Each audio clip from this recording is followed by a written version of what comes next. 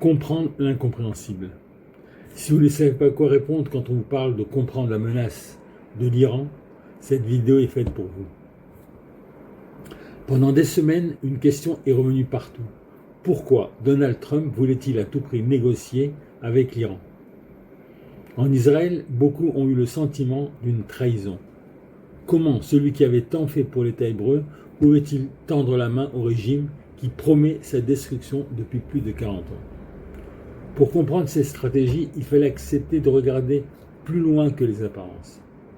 Trump est avant tout le président des États-Unis. Son devoir est de défendre les intérêts américains. Mais contrairement aux diplomates traditionnels, il agit souvent en homme d'affaires.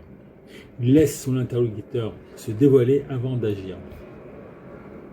La Torah nous enseigne un principe fondamental. Si quelqu'un vient pour te tuer, lève-toi et tue-le.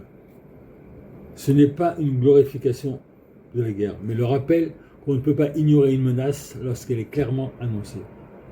En laissant croire qu'un accord était encore possible, Trump a laissé le régime révéler son véritable visage.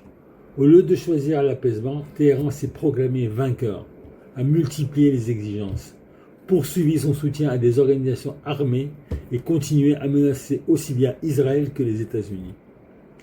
Le véritable obstacle à la paix n'est donc pas Israël. Depuis sa création, Israël a signé des accords avec l'Égypte, la Jordanie, les Émirats, Bahreïn, le Maroc et d'autres pays encore, lorsque ses voisins ont accepté de reconnaître son existence. Mais aucune paix n'est possible avec un régime dont l'objectif affiché est clairement effacer Israël de la carte. Trump semble avoir fini par comprendre. On ne négocie pas durablement avec une idéologie qui considère votre disparition comme une victoire. Trump l'a compris. Israël le vit depuis des décennies. La véritable question est désormais la suivante. L'Occident aura-t-il le courage de le comprendre avant qu'il ne soit trop tard? Am Israël Chai.